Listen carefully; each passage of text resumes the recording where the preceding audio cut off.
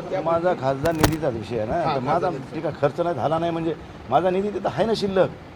ते काय कुठे लॅब झाला नाही. 2024 पासून मिळालेला निधी केवळ 30% खर्च झाला. हा मग ठीक आहे ना. माझ्याकडे निवडणुका होत्या जिल्हा परिषदच्या, महापालिकेच्या, नगरपालिकेच्या. त्याच्या संहितेमध्ये आम्ही खर्च करू शकलो नाही. त्यामुळे आता आम्हाला ते आमचा निधी काही लॅप्स होत नसतो म्हणा. तुम्हालाही माहिती आहे ना म्हणा, तुम्ही खासदार आहेत. आता आम्ही टक्केवारी घेतो तर तुम्ही किती घेता टक्केवारी हे त्यांना विचारा. मग टक्केवारी जर नाही म्हणले तर माझा निधी खर्च करायचा आहे ते मला 5 वर्षात मी शेवटच्या वर्षातसुद्धा मी माझा निधी खर्च करू शकतो. आणि जवळजवळ हे 4-6 महिने पूर्ण आचारसंहितेत गेलेत. त्यामुळे आम्ही निधी खर्च करू शकलो नाही. आणि 5 कोटीमध्ये 1,500 गावं 14 शहरामध्ये कोणाकोणाची आम्ही गरज भागविणार आहे. प्रत्येकजण येतो, आम्हाला निधी द्या, आम्हाला निधी द्या, ह्या सभागृहाला द्या, ह्या स्मशानभूमीला द्या, ह्या रस्त्याला द्या, ह्या ह्याला द्या. आम्ही लोकांच्या गरजा पूर्ण करू शकत नाही. ही वस्तुस्थिती आहे. आणि कार्यकर्त्याचंही समाधान करू शकत नाही. आणि कार्यकर्त्याच्या आग्रहाखातरच या भूमिका घ्याव्या लागल्या, ही पण वस्तुस्थिती आहे. राहिला माझा निधी खर्च करण्याच्या विषयाच्या संदर्भानं, माझा निधी मी उद्याही करू शकतो, महिन्यानं करू शकतो, 6 महिन्यानं, वर्षानं, 2 वर्षानं. माझा निधी लॅप्स होत नाही. असे अनेक खासदार आहेत की ते स्टेप बाय स्टेप खर्च करतात. त्यामुळे त्या निधीचा काय संबंध येते.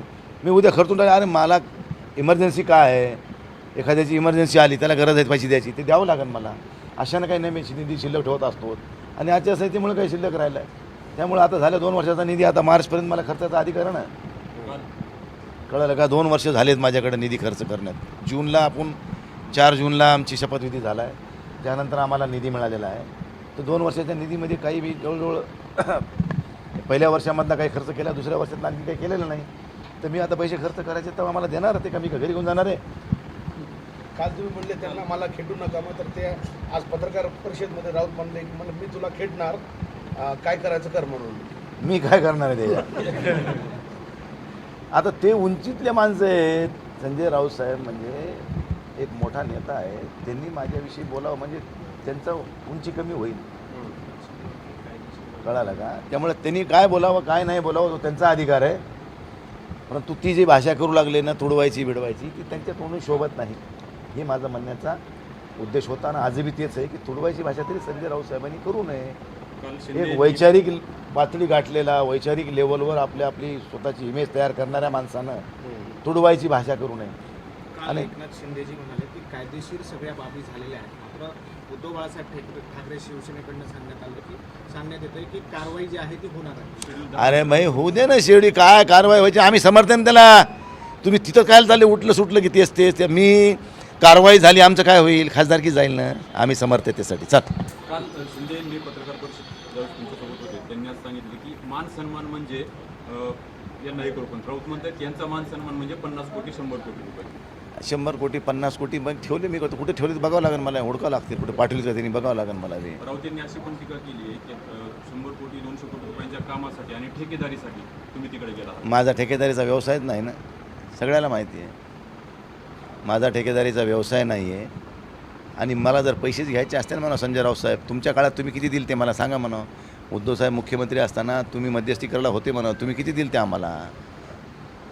त्यामुळे ह्या गोष्टी आता उगाच त्यांनी म्हणू नये. आता कोणी कुठे बाजूला सरकारला की म्हणायचं ह्याने असं केलं, त्यांनी पैसे काढले, ह्यानं ठेकेदारी केली. आता हे काही ठेकेदारीचा विषय का. अरे मी 5वी टर्म आहे माझी. जर मी खरंच दुसऱ्यासारखा वागलो असतो तर मी लय मोठा राहिलो असतो ना.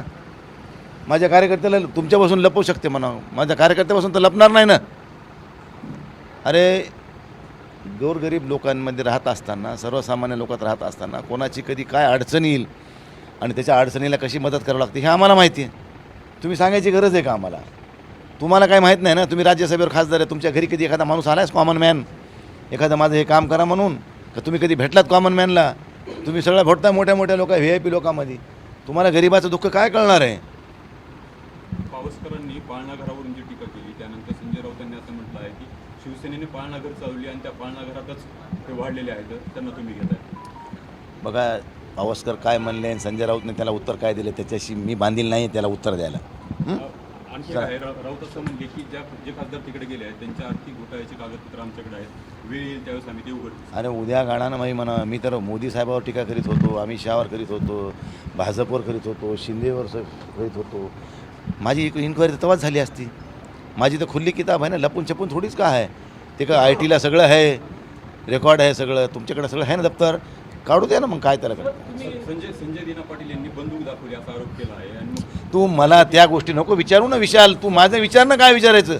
मी काय पुऱ्या महाराष्ट्राचं गुत्त घेतलंय का? मी सगळ्याचं हे का घेतलंय? तुम्ही मी काय विचारा, माझ्यापुरतं विचारा रे. मोदी साहेब अमित शहावर टीका करायचे. खासदार संजय जाधव म्हणजे जहालवादी असं रोखोक बोलणारे होते. आता याच्यानंतर खासदार संजय जाधव तर सत्तेत बसले तर आता मोबाईल भूमिका घेणार आहेत का? बघा, ज्या पक्षात राहतो त्या पक्षाचं गुणगान करणं आपलं काम असते आणि ज्या पक्षाच्या विरोधात असतो त्या विरोधी पक्षाच्या लोकांना ठोकायचं असतं. तुमची छवी होती सर आरेला कार्य करायची. आता बी आहे ती काय सोडत ते. अरे ती जातीवंत आहे ना रे गुण.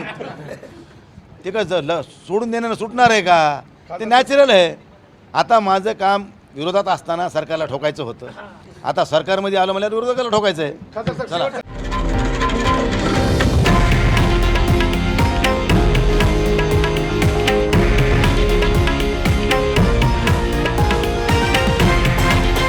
हे आहे देशातील नंबर 1 न्यूज नेटवर्क आणि आपण पाहत आहात TV9 मराठी, एकमेव.